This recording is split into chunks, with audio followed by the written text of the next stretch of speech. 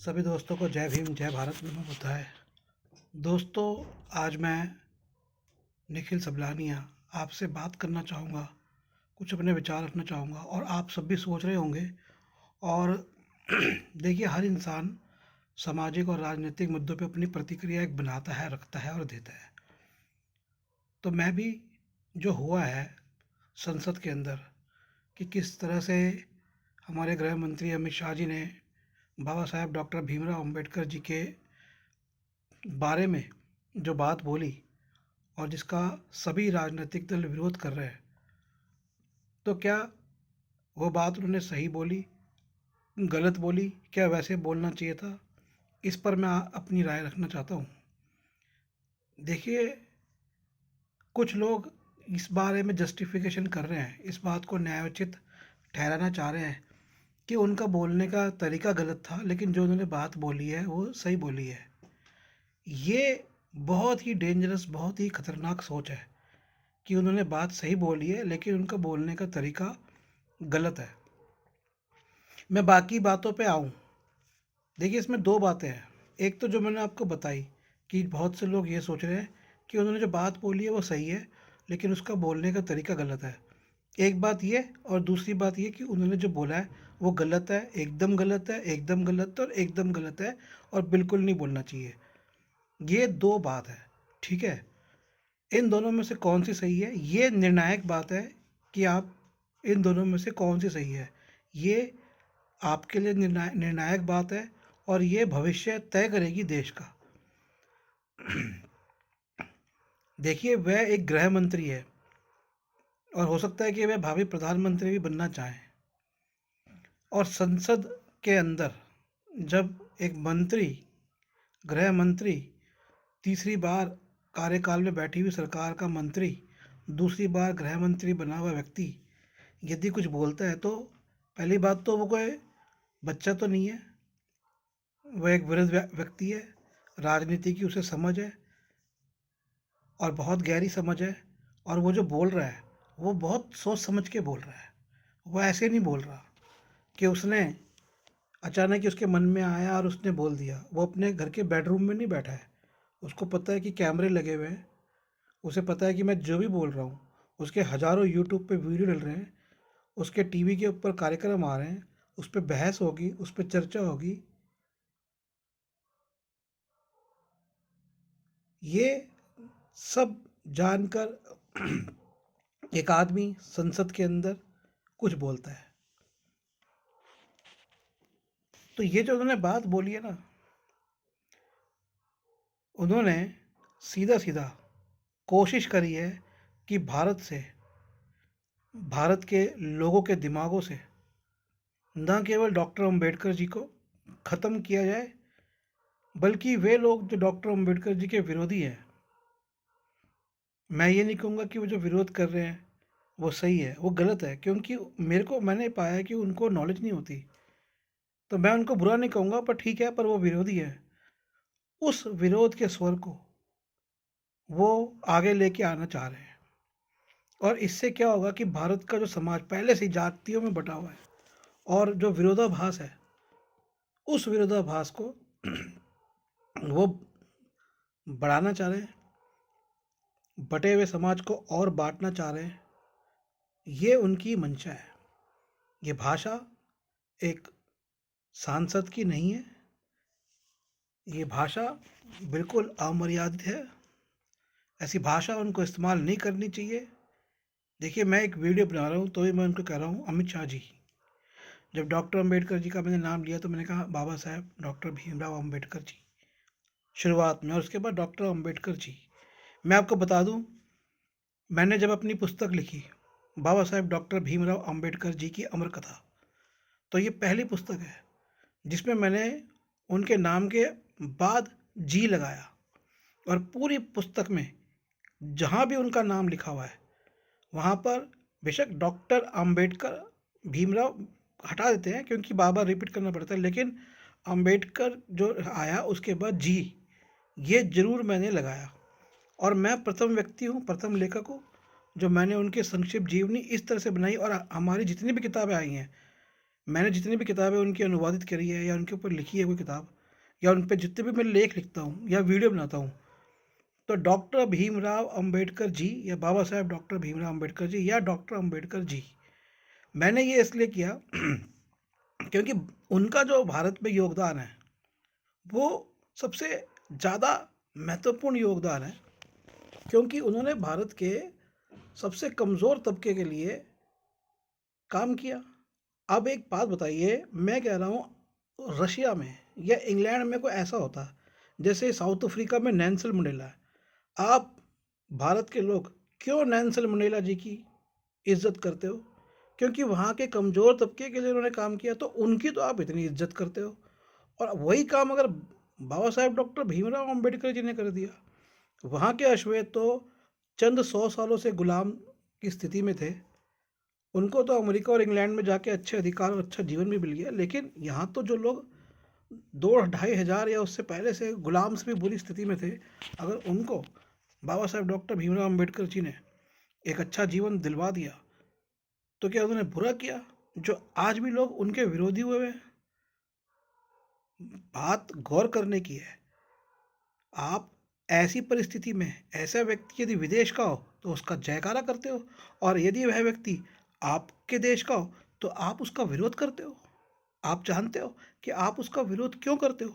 आप उसका विरोध नहीं करते, आप स्वार्थी इंसान हो। आपके दादाओं परदादाओं ने मौज उड़ाई, मेहनत नहीं करी इतनी, और अब जिन्होंने हजारों सालों से मेहनत करी, अगर उनको थोड़ी सी कुछ सहूलियतें मिल रही है तो वो आपकी आंखों में खटकती है। आप देशद्रोही हो अगर आप बाबा साहेब डॉक्टर भीमराव अंबेडकर जी का विरोध करते हो। अगर आप जातिवाद करते हो, आप देशद्रोही हो। इस बात को समझिए। मैं ये नहीं कह रहा कि आप हमारे बंधु नहीं हो, हम सब आपस में बंधु हैं। वासुदेव कुटुंब हमारा एक नारा है, और नारा ही नहीं, हमने निभाया भी है। लेकिन अगर इस तरह से आप काम करते हो तो फिर वह नारा हमारा, वह मंत्र हमारा, वह श्लोक हमारा टूटता है, विखंडित होता है। ये बात आपको समझने की जरूरी, हमें अपने देश में एकता बना के रखनी है। मैं इस बारे में, ये आई थिंक कल ही ये आया है, या कल से मैं इसको देख रहा हूँ, कल या आज सुबह से, तो मैं चिंतन में हूँ, और मैं चिंतन में हूँ, और ये कहीं ना कहीं ये बात जारी है, मैंने देखा। और मेरे को भी लगा कि नहीं, उन्होंने जो बात कही है वो बात सही है, लेकिन कहने का तरीका गलत है। लेकिन बात ये नहीं है कि उन्होंने जो बात कही है वो बात सही है या गलत है। अब देखिए, इसको मैं समझाता हूँ। जब मोदी जी आए, प्रथम उनका कार्यकाल रहा, उन्होंने खूब बाबा साहेब जी का नाम लिया, जगह जगह वो गए। रामदास आठवले उनको हमेशा साथ रखते थे। डॉक्टर उदित राज थे, उनको उन्होंने अपने उसमें सांसद बनाया। डॉक्टर उदित राज तो काफ़ी ज़्यादा बीजेपी विरोधी रहे। रामदास आठवले तो कट्टर बाबा साहेब के समर्थक रहे। तो जब उनके खुद ही प्रधानमंत्री जी ने इतना, अगर मैं कहूँ कि फैशन की तरह बाबा साहेब डॉक्टर भीमराव अंबेडकर जी को अपनाया, तो अगर कांग्रेस अपना ले या कोई और पार्टी अपना ले तो बुरी बात क्या है? अगर उनको अपना के उनके कुछ मार्गों पर चल जाए, जिससे अगर देश का और लोगों का भला हो जाए, तो इसमें क्या बुरी बात है?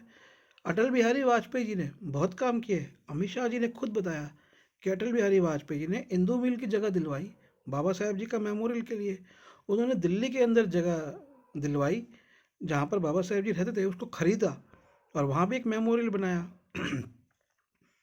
और इन सब के लिए कांग्रेस के टाइम पे पैसा भी सैंक्शन हुआ, आपको बताता हूँ मैं। और कांग्रेस के टाइम पे पैसा सैंक्शन हुआ, कांग्रेस के टाइम पे भी डॉक्टर अंबेडकर जी के जो लेख थे उनको प्रकाशित किया गया। हालांकि उन लेखों का जो, इंग्लिश के तो सही है, हिंदी में बहुत त्रुटि है। उम्मीद है कि वो ठीक कर लेंगे, उन्हें करना चाहिए क्योंकि बहुत बड़ा बजट होता है।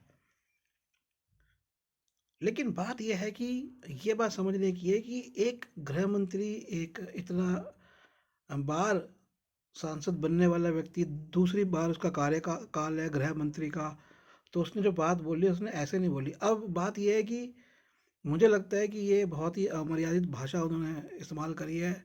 उनको देश से माफ़ी मांगनी चाहिए, संसद में खड़े होकर जैसे उन्होंने अभद्र भाषा का प्रयोग किया। अगर वह नहीं करते तो किसी भी रूप से वो भारत के सांसद रहने के लिए उपयुक्त नहीं है। उन्हें पार्टी उन्हें निष्कासित करना चाहिए पार्टी को कि आप बिल्कुल अगर, क्योंकि अगर वो निष्कासित नहीं करती है भारतीय जनता पार्टी, तो पूरी की पूरी भारतीय जनता पार्टी और उसके जितने भी एनडीए के घटक दल हैं, उसमें चंद्रबाबू नायडू हो गए, नीतीश कुमार हो गए,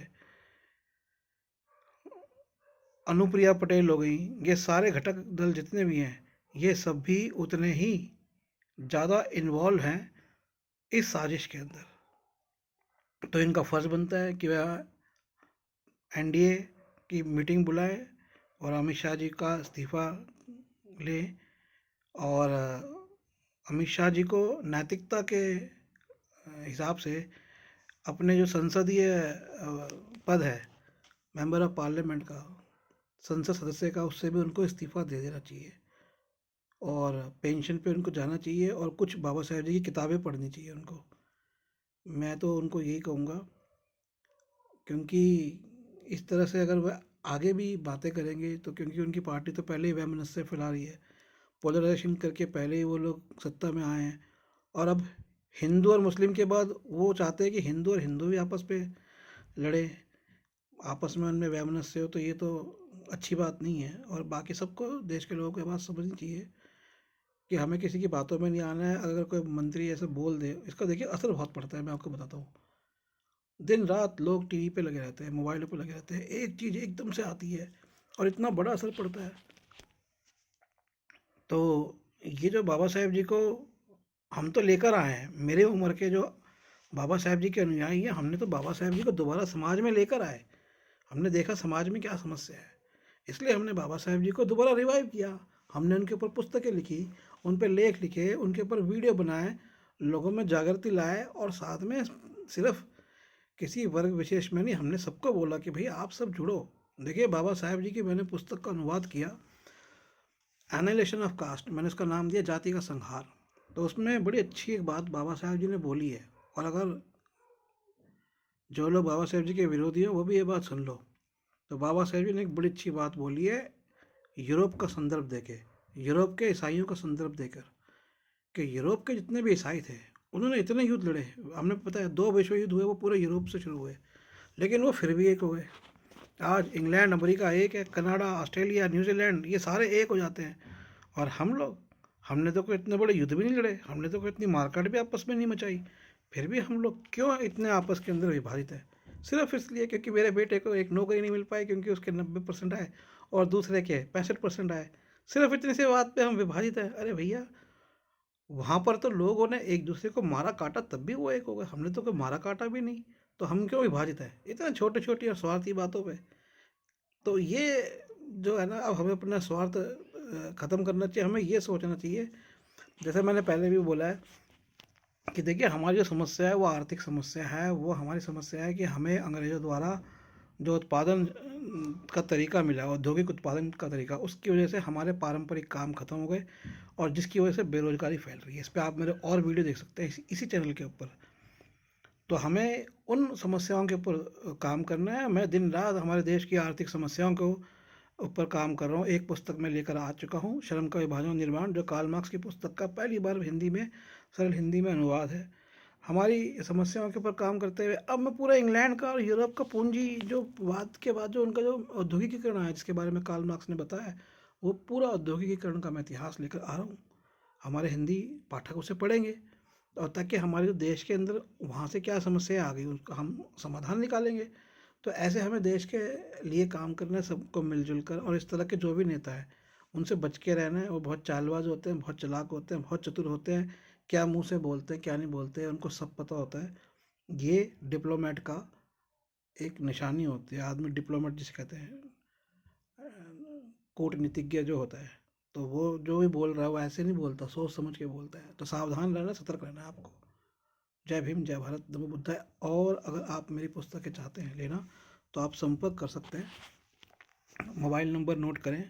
अब देखिए, मैं आपको बताता हूँ, अमित शाह और नरेंद्र मोदी जी से लोग इतना डरते हैं कि अगर मान लीजिए आप उनका कोई क्रिटिसिज्म लिखते हैं, चाहे पॉजिटिव क्रिटिसिज्म हो, उस पर एक लाइक भी नहीं करते, इतना डर है। मैं भी अपना फ़ोन नंबर दे रहा हूँ, पता नहीं लोग कोई नंबर भी नहीं देते हैं कि भैया अमित शाह जी नरेंद्र मोदी जी है, कहीं टैप तो नहीं कर देंगे हमारे फ़ोन नंबर, हमारे ईमेल के अंदर कुछ डाल तो नहीं देंगे। जैसे डाला है वहाँ महाराष्ट्र में फंसाया है, तो इतना डर और इतना खौफ का माहौल है। एक राजा, अरे राजा, शासक तो ऐसा दिल का होना चाहिए कि लोग कहे हाय हाय क्या बात है, ये हमारा शासक है। यूं सीना चौड़ा होकर, अरे क्या, ऐसा लोगों को ऐसे बेखौफ होकर जीना चाहिए। यहाँ पे 145 करोड़ लोग डर के मारे जी रहे हैं। क्या शासक है हमारे देश के, कोई अपनी बात खुल के नहीं कर सकता। हमारे यहाँ के रिपोर्टर्स सारे निकाल दिए गए चैनल से, उन्होंने छोड़ दिए। डर, डर का माहौल। पुलिस पुलिस के अफसरों से मेरी कुछ साल पहले बात हुई थी। डर का माहौल सब में, किसी में नौकरी चले जाने का डर, किसी को भी उठा के जेल में डाल देंगे ऐसा डर, ईडी सीबीआई रेड ये वो, ऐसे डरे हुए, डर के रहना है क्या ऐसे?